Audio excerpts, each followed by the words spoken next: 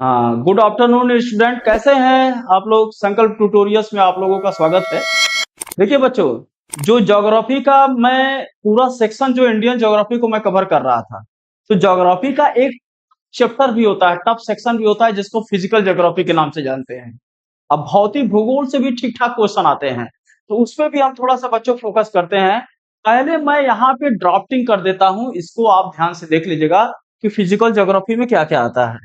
ठीक, सिंपल सी पहली चीज तो आपको ये जानना अनिवार्य है कि फिजिकल ज्योग्राफी में आता क्या क्या है। ध्यान से देखिएगा बच्चों।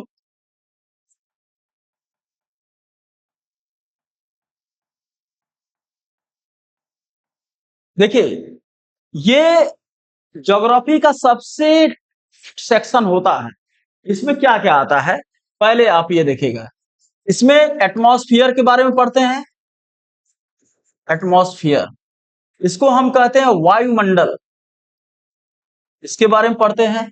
ठीक है, दूसरा हमारा क्या इंपॉर्टेंट होता है, अर्थ स्ट्रक्चर।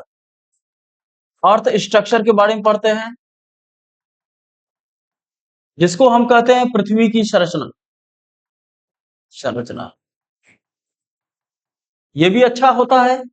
तीसरे नंबर पे हम कॉस्मोलॉजी के बारे में पढ़ते हैं। कॉस्मोलॉजी, ये बड़ा स्मार्ट चैप्टर होता है, जिसको हम ब्रह्मांड विज्ञान के नाम से भी जानते हैं, या सोलर सिस्टम भी कह सकते हैं, है ना। ब्रह्मांड, ब्रह्मांड विज्ञान, इसमें जो इंपॉर्टेंट है वो आपका सोलर सिस्टम है।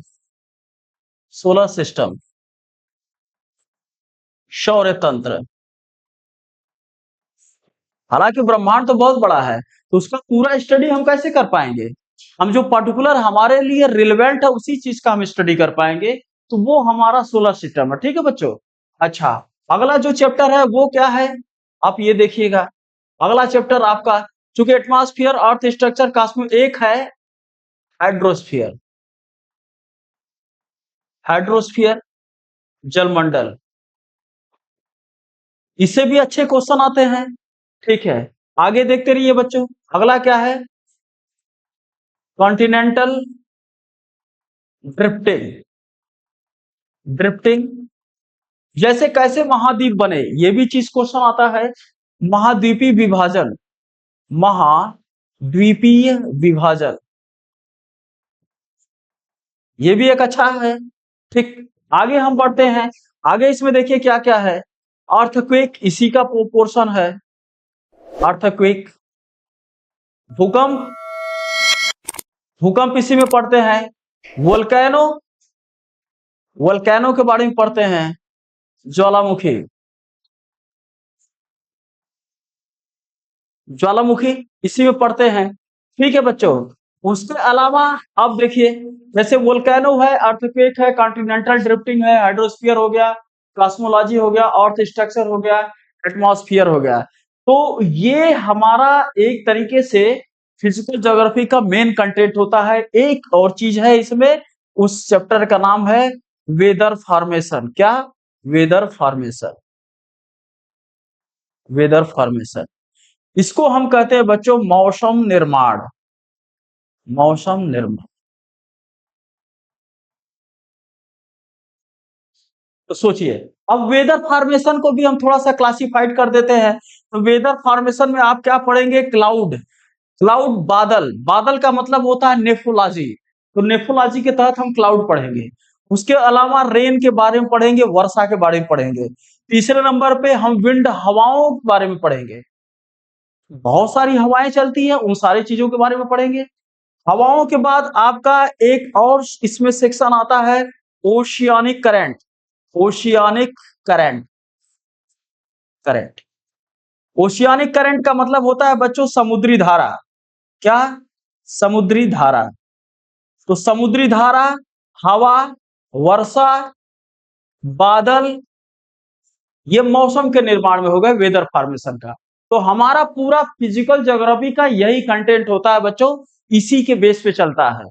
ये टफ होता है, टफ चैप्टर होता है, थोड़ा टेक्निकल होता है, साइंटिफिकली होता है। इस वजह से क्या होता है कि इसमें बहुत सारे बच्चे गलतियां करते हैं और कंपटीशन से बाहर हो जाते हैं। लेकिन आपको यहाँ पे ध्यान देते हैं, हम आपको बताते हैं कैसे। देखिए बच्चों, सिंपल सी बात, अब हम स्टार्ट करते हैं एटमॉस्फियर से, स्टार्ट करते हैं वायुमंडल से, क्योंकि पहला हमारा चैप्टर यही है। कितने हैं? 1 2 3 4 5 6 7 8। तो 8 में 8 चैप्टर पूरे हैं फिजिकल ज्योग्राफी में, और 8वें चैप्टर में 1 2 3 4 चैप्टर और है। तो मतलब टोटल हमको कितना पढ़ना पड़ेगा? 12 चैप्टर पढ़ेंगे। कितना पढ़ना पड़ेगा? 12 चैप्टर पढ़ना पड़ेंगे 12 चैप्टर। तो आइए बच्चों, हम फोकस करते हैं, है ना, एक एक करके। ठीक, तो पहला चैप्टर हम उठाते हैं एटमॉस्फियर। देखिए कैसे इसमें क्वेश्चन आते हैं, या इसमें किस तरह का कंटेंट होते हैं और क्या आता है। हाँ, देखिए एटमॉस्फियर,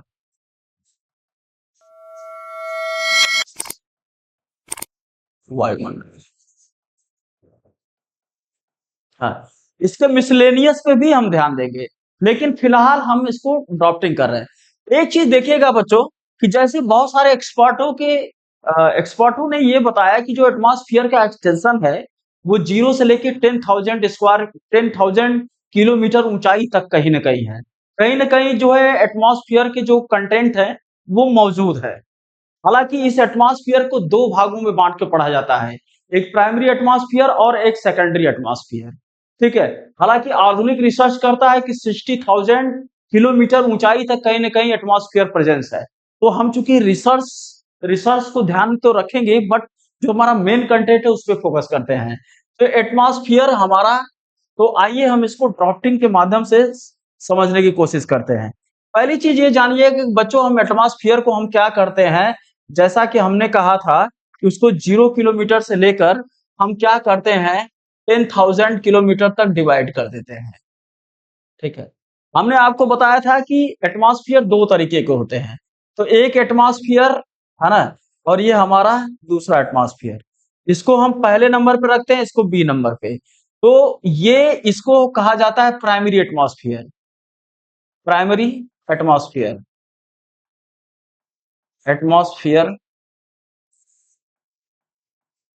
प्राथमिक वायुमंडल। क्या कहा जाता है बच्चों? प्राथमिक वायुमंडल, प्राथमिक वायुमंडल। और इसको कहा जाता है secondary atmosphere, secondary atmosphere, secondary atmosphere. इसका मतलब क्या हो गया? द्वितीयक वायुमंडल। क्या बच्चों? द्वितीयक वायुमंडल। अब ध्यान देने वाली बात है, दो एटमॉस्फियर, और यहां से इसका जो एक्सटेंशन ले लेते हैं वो 1,000 किलोमीटर तक ले लेते हैं।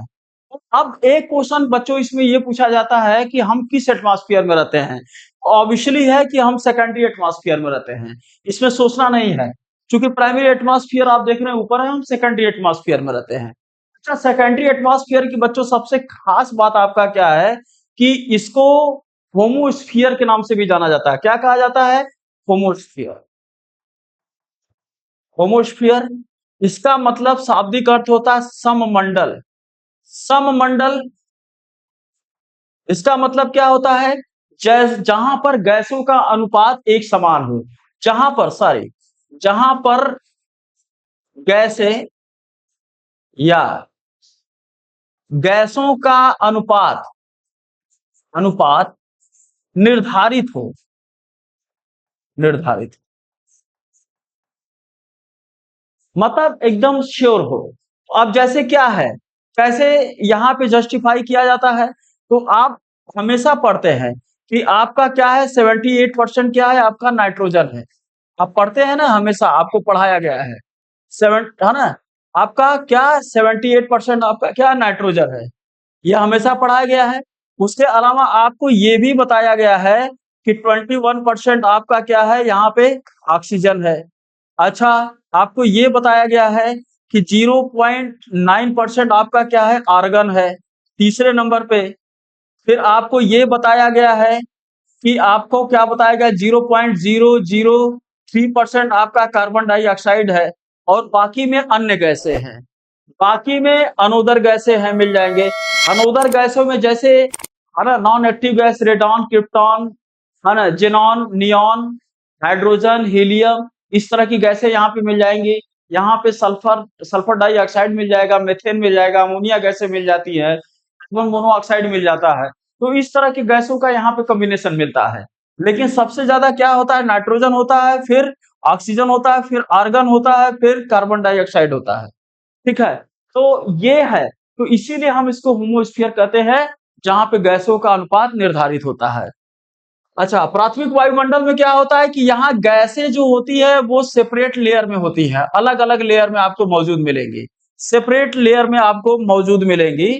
एक जैसे मान लीजिए जो नीचे वाला लेयर है वो अगर हम ले लेते हैं कि चलिए ऑक्सीजन का लेयर है, ऊपर वाला जो लेयर है नाइट्रोजन का लेयर है, ऊपर वाला जो लेयर है ना, वो आपका क्या है, हीलियम का है, फिर आपका हाइड्रोजन का है, मतलब सेपरेट लेयर में होती है। तो यूं कह सकते हैं कि अनुपात निर्धारित नहीं होता है, अनुपात निर्धारित निर्धारित नहीं होता है। एक बड़ा अच्छा क्वेश्चन है, इंपॉर्टेंट है कि रेशियो डिफाइन नहीं होता है। तो इस वजह से हम इसको क्या बोलेंगे, इसको हम बोलेंगे हेट्रोस्फियर। क्या बोलेंगे बच्चों, हेट्रोस्फियर। हेट्रोस्फियर इसका मतलब, इसका शाब्दिक जो अर्थ होगा, विषम मंडल। तो बच्चों एक कुछ चीजें क्लियर हैं कि हम लोग किस वायुमंडल में रहते हैं, सेकेंडरी, और उस वायुमंडल को क्या कहते हैं, सममंडल, क्योंकि गैसों का जो रेशियो होता है, अनुपात होता है, वो निर्धारित होता है। और प्राइमरी एटमॉस्फेयर की खास बात क्या होती है, यहाँ गैसें अलग अलग अनुपात में होती है, जिनका अनुपात निर्धारित नहीं होता है, इसी वजह से इसको हम क्या कहते हैं, प्राइमरी एटमॉस्फेयर मतलब हेट्रोस्फियर कहते हैं। ठीक, दिमाग में ये आपके फीड हो गया है, ये काफी अच्छा क्वेश्चन बनता है। बहुत ही अच्छा पॉइंट है ये, जिससे क्वेश्चन उठा के पूछा जाता है। तो हम प्राइमरी और सेकेंडरी एटमॉस्फेयर के बारे में हमने इस तरह का पूरा क्लासिफिकेशन किया। एक चीज बच्चों मैं बता दूं कि जब कॉस्मोस का फॉर्मेशन हो रहा था, कहा जाता है कि जो ब्रह्मांड बनना चालू हुआ 13.7 अरब वर्ष पहले स्टार्ट हुआ था। मतलब 30 पॉइंट या वन, मतलब 13.7 अरब, मतलब 137, है ना, बिलियन ईयर्स एगो की पहले की बात है। तो अरब वर्ष पहले जब ब्रह्मांड चालू हुआ बनना, तो लगभग ये माना जाता है कि जितने भी प्लैनेट बने वो आपका 4.4 या 4.5 अरब वर्ष के आसपास, पहले उसी के आसपास बने। तो अब पृथ्वी की बात हम करते हैं, तो यहाँ पे उस दौरान बहुत सारे वोल्केनो बने, तो ज्वालामुखियों ने बहुत सारे गैसों का निर्माण किया। तो सबसे ज्यादा अगर एनवायरमेंट कंट्रीब्यूशन अगर किसी चीज का है तो वो वोल्केनो है। फिर ये कहा जाता है कि समुद्र के अंदर एक खास तरह की बैक्टीरिया है, जिसको हम साइनोबैक्टीरिया ब्लू ग्रीन एलॉग के नाम से या नील हरी शैवाल के नाम से कहा जाता है। तो इन्होंने क्या किया कि अपने कम्युनिटी, अपने समुदाय को बढ़ाना चालू किया, और धीरे धीरे रेस्पिरेशन, इन्होंने क्या है, फोटोसिंथेसिस प्रोसेस को रेगुलेट किया। तो कहा जाता है कि दुनिया में सबसे पहला प्रकाश संश्लेषण जो किया गया था, फोटोसिंथेसिस किया गया था, वो ब्लू ग्रीन एलॉग के द्वारा किया गया था, नील हरित शैवाल के द्वारा। और इन्होंने भारी मात्रा में ऑक्सीजन बनाया, और जब ऑक्सीजन की डेंसिटी समुद्र के अंदर बढ़ने लगी तो बाहर आने लगा, और एक तरीके से पूरा है ना दुनिया बन गई, लाइफ साइकिल रेगुलेट हो गया। तो कहा यह जाता है कि एटमॉस्फेयर के फॉर्मेशन में वोल्केनो और साइनोबैक्टीरिया ब्लू ग्रीन एलॉग का बहुत इंपॉर्टेंस है। ठीक है बच्चों, हम आगे बढ़ते हैं।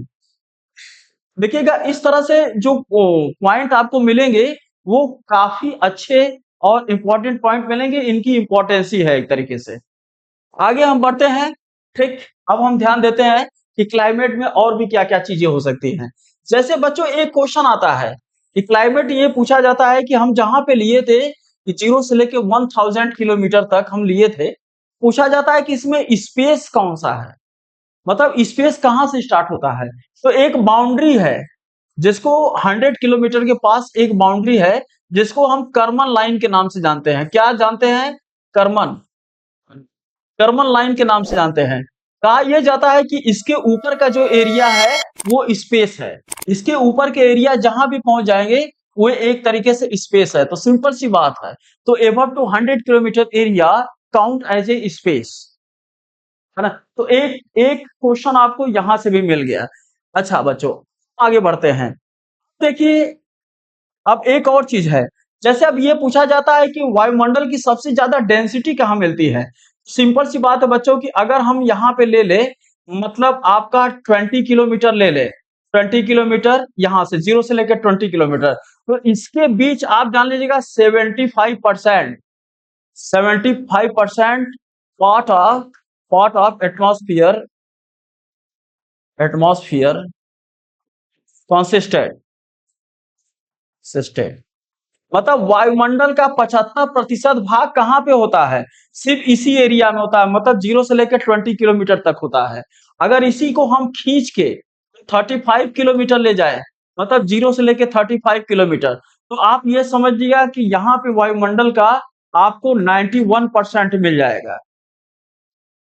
तो बेसिकली क्या है कि बेसिकली अगर हम एल्टीट्यूड के हिसाब से देखें तो 35 किलोमीटर तक वायुमंडल का मैक्सिमम डेंसिटी आपको मिल जाता है। ठीक है, उसके बाद वायुमंडल क्या होता है, एक तरीके से उसका प्रेजेंस जो है काफी कम हो जाता है। ठीक, तो ये चीज है।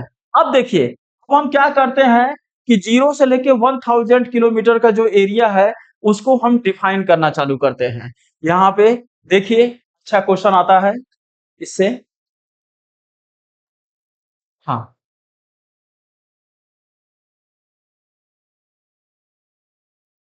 जैसे हम डिफाइन कर रहे हैं, तो हम चूंकि कहाँ पे लिए थे, 0 किलोमीटर, 0 किलोमीटर से हम लिए थे 1000 किलोमीटर। तो बच्चों इसके एरिया को हम डिफाइन करना चालू करते हैं। एक हम 18 किलोमीटर के एरिया को डिफाइन किए, और उसके बाद हम क्या करते हैं कि यहाँ पे एक एरिया, मतलब 20 किलोमीटर एरिया को डिफाइन करते हैं, इसके बीच के एरिया को अलग रखते हैं। फिर हम क्या करते हैं, है ना, यहाँ पे लेते हैं आपके 50 किलोमीटर के एरिया को लेते हैं। ठीक है, उसके बाद हम डिसाइड करते हैं यहाँ पे, हाँ, 52 किलोमीटर एरिया को लेते हैं। ठीक है, एक और चीज, उसके बाद बच्चों देखिए, बहुत तरीके से हम इसको बनाते हुए चल रहे हैं। फिर हम एरिया को लेते हैं 65 किलोमीटर। फिर हम एक एरिया को लेते हैं, 65 किलोमीटर हो गया। एक एरिया को लेते हैं हम 250 किलोमीटर। ठीक है, फिर हम 1000 को लेते हैं। अब देखिए बच्चों, ये जो एरिया होता है, सिंपल सी बात है, ये जो एरिया है, तो इस एरिया को ट्रोपोस्फियर कहा जाता है। क्या कहा जाता है? ट्रोपोस्फियर, क्षोभ मंडल। ध्यान से देखिएगा, क्षोभ मंडल। हालांकि अलग अलग किताबों में अलग अलग दिखाया जाता है, बट उस पर ध्यान नहीं देना है। अच्छा, इस एरिया को कहा जाता है स्ट्रेटोस्फियर, स्फीयर, समताप मंडल, समताप मंडल। ठीक, अच्छा, ये जो एरिया होता है इसको कहते हैं मीजोस्फियर, मीजोस्फियर, मध्य मंडल। देख रहे हैं बच्चों, इस तरह से हम इस तरह से हम क्लासिफाइड कर रहे हैं इसको। और ये जो आपका एरिया होता है वो आपका थर्मोस्फियर, तापमंडल। ठीक है, एक एरिया यहाँ पे ले लेते हैं। अच्छा, इसको हम क्या कहते हैं, इसको भी हम डिफाइन कर लेते हैं। तो ये हमारा है एक्सोस्फियर,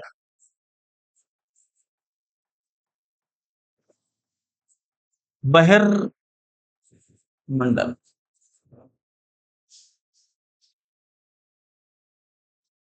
बहिर्मंडल। तो मतलब हम इस तरह से क्लासिफाइड कर दे, troposphere, stratosphere, mesosphere, thermosphere, exosphere. इस तरह से हम इसको क्लासिफाइड कर दिए। अच्छा, अब देखिए हम कैसे बात करते हैं इसमें पॉइंट पे। अब आपको ये आइनोस्फियर के बारे में समझना होगा। तो आइनोस्फियर को हम एक इस कंटेंट पे ले लेते हैं, 70 किलोमीटर से लेकर हम 700 किलोमीटर को अलग कर लेते हैं थोड़ा सा, इस वाले एरिया को। तो ये जो एरिया हम अलग कर लिए, तो ये हमारा हो गया एक तरीके से आइनोस्फियर।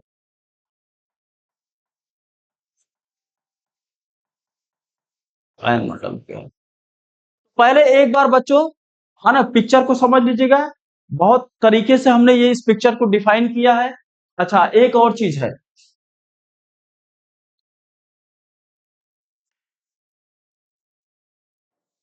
एक और चीज है बच्चों, ये आप जानिएगा कि ये जो एरिया है जो हम अलग से क्लासिफाइड किए हैं, इसको ट्रोपोपाज कहते हैं, ट्रोपोपाज कहते हैं।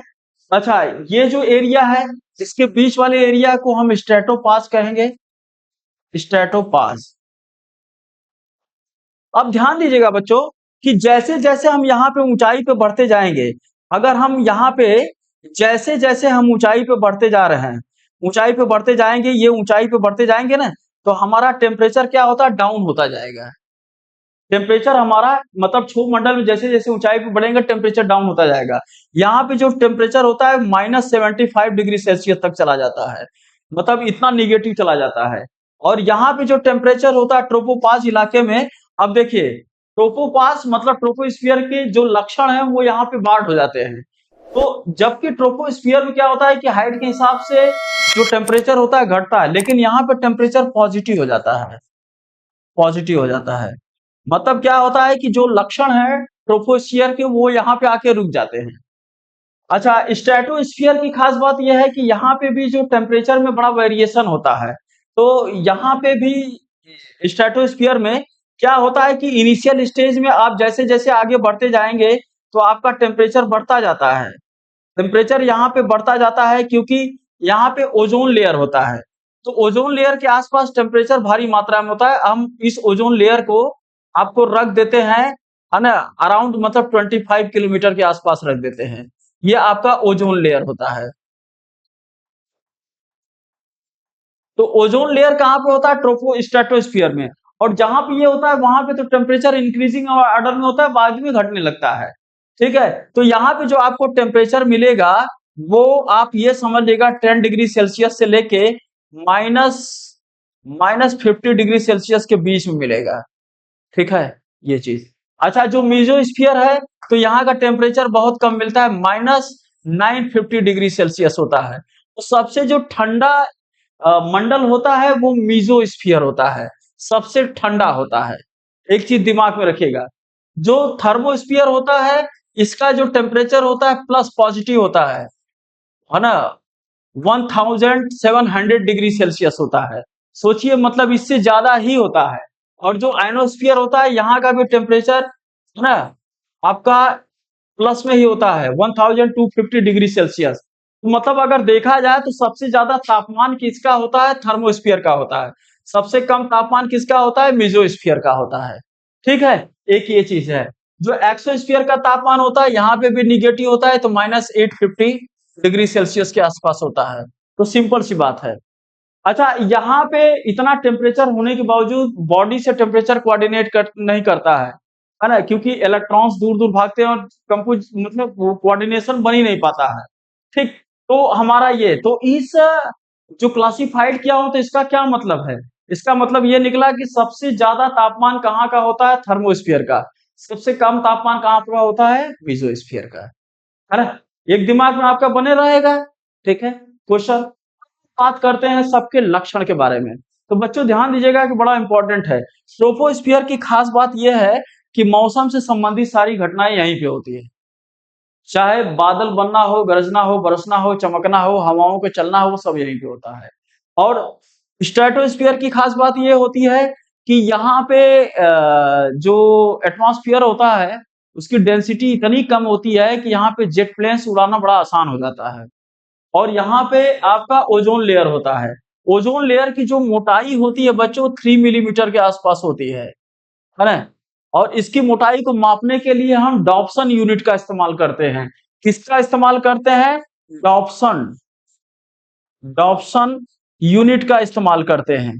ठीक है, और ये माना जाता है कि अगर 200 डॉप्सन यूनिट की अगर कमी हो जाए तो ओजोन परत में छिद्र हो जाता है। इसका मतलब होता है कि 100 डॉप्सन यूनिट बराबर आपका 1 मिलीमीटर के होता है, तो ओजोन परत में छिद्र होता है। इसको मापने की इकाई यही है। अच्छा, ओजोन लेयर की खास बात क्या होती है कि ये सूर्य से आने वाले X rays, ultraviolet rays और उसके अलावा गामा रेज को रोकने का काम करता है। अल्ट्रा वायलेट रेस के 99% भाग को ये एब्जॉर्ब कर लेता है। तो कहीं ना कहीं ये बड़ा इंपॉर्टेंट है। अच्छा, मीजोस्फीयर की खास बात क्या है? तो बच्चों मैं आपको बता दूं कि बहुत सारे मीटियोराइट्स जो हमारे एटमॉस्फेयर में घूमते रहते हैं, उल्का पिंड, कहा यह जाता है कि एक बहुत बड़ी घटना हुई थी आज से लगभग 1.9 अरब वर्ष के पहले आसपास हुई थी कि एक बहुत बड़ा जायंट एस्ट्रॉइड जो है पृथ्वी से टकराया था, जिसको द बिग स्प्लैट के नाम से जाना जाता है। उस समय चंद्रमा का फॉर्मेशन हुआ और बहुत सारे मेटेओराइट्स है ना हमारे स्पेस में टहलने लगे। तो कई बार जब ये मेटेओराइट्स मेसोस्फीयर में प्रवेश करते हैं, चूंकि गर्म होते हैं, तो यहाँ प्रवेश करते ही ब्लास्ट कर जाते हैं, जिनको शूटिंग स्टार के भी नाम से जाना जाता है। क्या कहा जाता है? Shooting star. मेटेओराइट्स जो होते हैं शूटिंग स्टार के नाम से जाना जाता है। मेटेओराइट्स का मतलब होता है आपका उल्का पिंड, उल्का पिंड शूटिंग स्टार के भी नाम से जाना जाता है ना। तो ये आपको जलते हुए दिखाई देंगे, एक खास बात है। थर्मोस्फीयर का मतलब है यहाँ पे रेडियो वेव्स भारी मात्रा में होते हैं, रेडियो वेव्स भारी मात्रा में होते हैं, जिसकी वजह से इसका टेम्परेचर बहुत ज्यादा होता है। All type of radio waves यहाँ प्रेजेंट होते हैं। कभी भी आप देखिएगा जो थर्मोस्फीयर है या हम आयनोस्फीयर कर देते हैं, तो यहाँ पे दो चीजों के लिए बड़ा फेमस है, दो चीजों के लिए। एक आपका किस लिए फेमस है, आप ये जान लीजिएगा। हाँ, स्पेस स्टेशन, मतलब यहाँ पे स्पेस स्टेशन का इस्टेब्लिशमेंट होता है, या फिर आपका कम्युनिकेशन, कम्युनिकेशन सैटेलाइट, कम्युनिकेशन संचार उपग्रह। हाँ,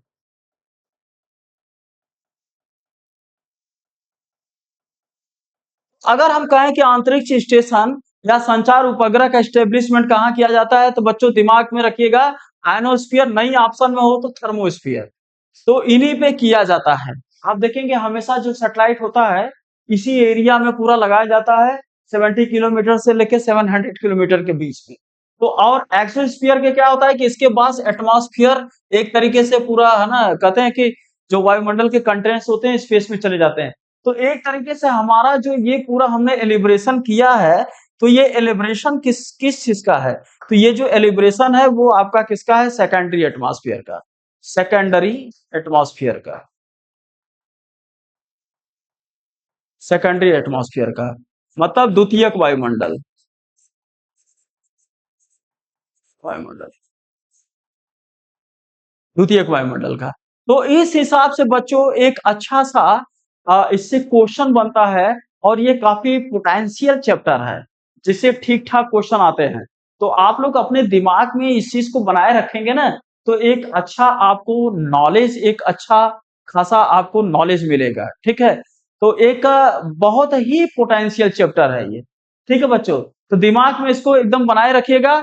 और चूंकि क्या होता है कि कठिन चैप्टर होता है, टफ चैप्टर होता है, तो इससे जब भी क्वेश्चन आते हैं तो बच्चे एक तरीके से इसको हैंडल करने में बच्चों को एक समस्या होती है। तो ये हमारा पूरा का पूरा एक तरीके से सिनारियो रहा एटमॉस्फेयर के बारे में। अच्छा, इससे रिलेटेड काफी क्वेश्चन भी आते हैं। तो हालांकि हम यहाँ पे इस वीडियो में यहाँ पे क्वेश्चन नहीं करा रहे हैं, अभी चैप्टर को हम क्लियर करा रहे हैं। आगे आने पे हम इससे रिलेटेड जितने भी क्वेश्चन होंगे तो उन क्वेश्चनों को भी हम सॉल्व कराएंगे। तो हमको इसमें क्या क्या कंटेंट मिला? एक पहला चीज ये मिला कि हम लोग किस में रहते हैं? सेकेंडरी एटमॉस्फेयर में। एटमॉस्फेयर के फॉर्मेशन में सबसे बड़ा कंट्रीब्यूशन किसका है? वोल्केनो, या फिर वोल्केनो और साइनोबैक्टीरिया का है। तीसरी ये चीज है, 100 किलोमीटर के ऊपर का जो एरिया है वो स्पेस कहलाता है। जो 100 किलोमीटर का बाउंड्री डिसाइड किया गया है वो है आपका कर्मन लाइन। ठीक, एक ये चीज है। दूसरी चीज आप ये जान लीजिएगा, जो सेकेंडरी प्राइमरी एटमॉस्फेयर होता है वहां पे गैसें अलग अलग सेपरेट लेयर के रूप में होती हैं। ठीक है, जैसे हमने आपको बताया कि ऑक्सीजन, नाइट्रोजन, हीलियम और हाइड्रोजन, इस तरह से। इस वजह से उसको हम विषम मंडल कहते हैं, जहां पे गैसों का कोई रेशियो नहीं होता है, जबकि यहाँ पे गैसों का रेशियो होता है सेकेंडरी एटमॉस्फेयर में, इसको हम सममंडल कहते हैं। और सेकेंडरी एटमॉस्फेयर में आप जानते हैं सबसे ज्यादा कौन सा गैस होता है? नाइट्रोजन होता है, फिर ऑक्सीजन होता है, फिर आपका क्या होता है? आर्गन होता है, फिर कार्बन डाइऑक्साइड होता है, and then another types of gases. ये एक चीज होता है। फिर आपको हम सेकेंडरी एटमॉस्फेयर को क्लासिफाइड कर दिए। ट्रोपोस्फियर की खास बात क्या है? मौसम से वेदर रिलेटेड ऑल इंसिडेंट, मौसम से जुड़ी सारी घटनाएं यहीं पे होती हैं। समताप मंडल किस लिए फेमस है? कि यहाँ पे ओजोन लेयर पाया जाता है, ठीक है। और मध्य मंडल किस लिए पाया जाता है? कि यहाँ पे मिटियोर्स बर्निंग इंसिडेंट होता है, शूटिंग स्टार या उल्का पिंड जलते हुए दिखाई देते हैं। क्रोमोस्फियर किस लिए फेमस है? यहाँ भारी मात्रा में रेडियो वेव्स होते हैं। और उसमें भी आयनोस्फियर जो फेमस है कि यहाँ पे स्पेस स्टेशन और कम्युनिकेशन सैटेलाइट यहीं पे स्टैब्लिश किया जाता है। तो एक्सोस्फीयर की खास बात है कि इसके बाहर का जो एरिया है वो एक तरीके से हम उसको कंप्लीट है ना स्पेस के नाम से जान सकते हैं। तो इस हिसाब से आपका क्वेश्चन आता है, ठीक है बच्चों। कोई दिक्कत हमको नहीं लगता है कि किसी तरह का कोई समस्या हुआ होगा। इससे एक ठीक ठाक क्वेश्चन आप हैंडल कर ले जाएंगे, ठीक है बच्चों। थैंक यू फॉर वॉचिंग, है ना। लगातार आप हमारे वीडियो में बने रहिएगा, इससे आपको एक अच्छा खासा नॉलेज मिलता रहेगा, ठीक है। ओके।